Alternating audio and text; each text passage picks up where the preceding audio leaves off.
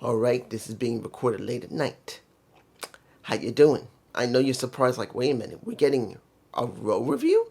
Well, mostly my thoughts. But before we do that, let's get into the context of why, one, this is late, and two, I did it. And here we go.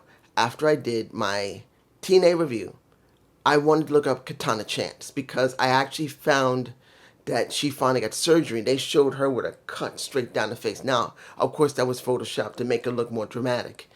But I thought, how messed up did she get before she was released?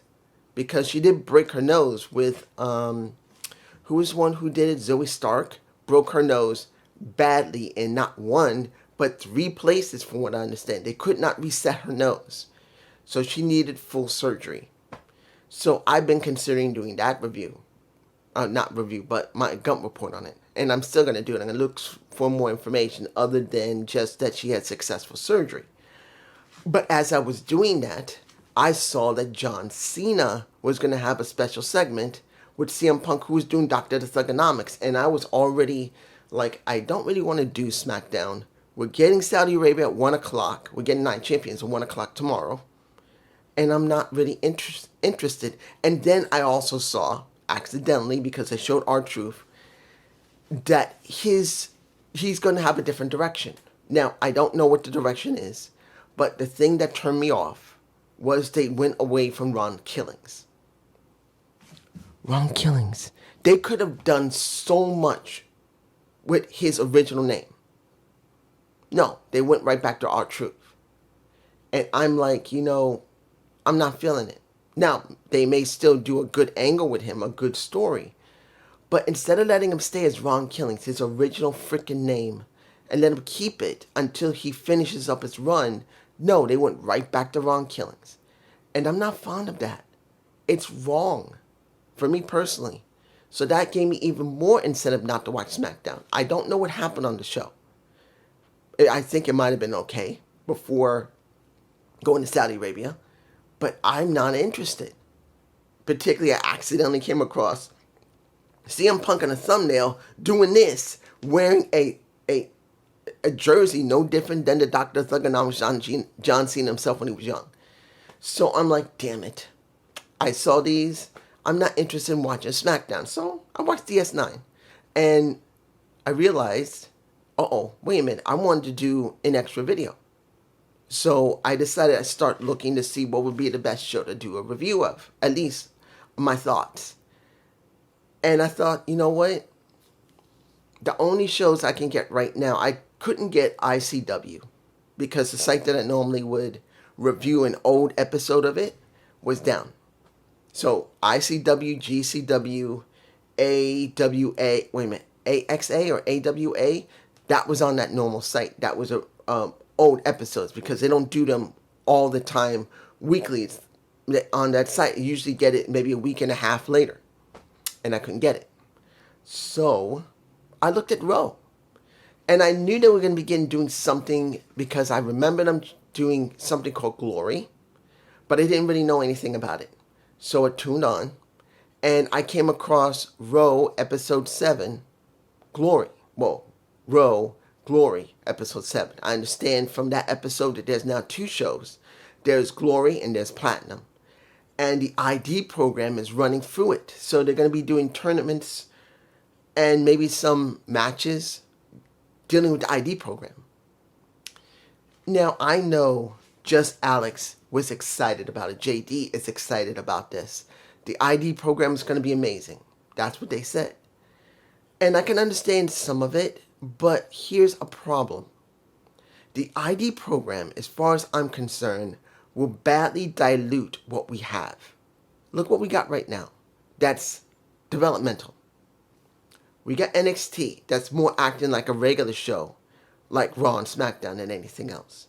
Because it looks a lot like the main roster right at this point. Even though Shawn is trying to make it his own, he's still following Triple H's orders. Then you're going to have AAA. AAA is now an extension of NXT. You see them working with them, not generally everyone on the main roster, but it's mainly focused on NXT wrestlers. Now, of course, I understand that Triple Mania did have Moose on it, and a couple of people from TNA, which is good. And I thought I could try and find a site that would show a little English, but I didn't find one, at least not yet. So TNA is also getting that moment. But then you see TNA, which is another developmental that is, yes, it is a developmental. There's no way around it. They're saying it's collaboration. Look, TNA is also an extension of a developmental. They're treating it like that. You don't see much of TNA on the main roster at all. Yes, we had the rumors of The Miz, but we're having Trick Williams as their champ. So that's focused on NXT. And now Raw. That makes three. Three promotions. Well, one is an actual developmental that teaches you how to really become a wrestler, which is Raw. TNA, which is an actual not a promotion, it's also a satellite company, just like WWE is through Silver Lake. It's also a satellite company, but it's enough of a promotion that, honestly, it's acting like a developmental.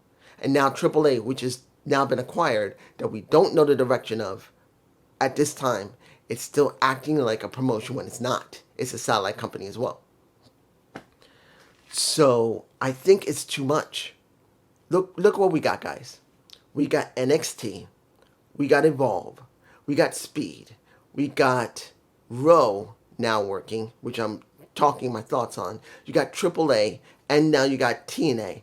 That is a lot. There's no way you can keep up with it all.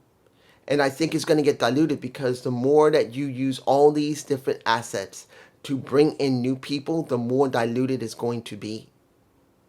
And because it's not specifically one company or one show that you can funnel everybody into easy, because I know people are going to say it's NXT. No, because you get to see Raw, you get to see AAA, you get to see Evolve, Speed, TNA. That is a lot. And I really believe they had just focused on just one developmental outside of NXT. It would be a lot easier, but there's just everyone everywhere. So let's give it like this. Did I think this tournament on Glory was bad? No. They showed a few people there. I didn't recognize anybody. But I can say, knowing that I think it's AJ Francis as Glory's champion at this time, because he is working with TNA and they gave him opportunity over at Reality Wrestling. I do believe that's what they said, because I didn't write anything down. It may be interesting seeing that someone who's working TNA could also do something here at Reality Wrestling. I am curious to see how the regular Reality Wrestling episodes happened, if they still have them. Or is it just be Gold and Glory? I'm going to probably start watching at least a little bit and see what's going on. If there's three shows, if it's the regular Reality Wrestling, or is it Reality Glory, or Reality Platinum. I don't know yet. So, I'll say it was interesting. Seeing people I'm not seeing before. Don't know the names right now, I'm blanking. But I still say this honestly. Evolve, Speed, AAA, TNA, and now I'm forgetting somebody. What am I forgetting? Hang on a minute. Okay, NXT, Evolve, Speed, AAA, NXT. That's a lot. And Reality Wrestling, that's 6. 6 different shows. Supposedly that's going to be doing the ID program. They needed just one, and to focus a few at a time. They're not going to be able to focus on everybody. It's just going to be a huge meat grinder. You're not going to get really people getting over that way. But this is only me. I hope you enjoy this, not episode, but just my thoughts on Reality Wrestling Glory Episode 7. It's very brief, but I thought I would say something. Peace.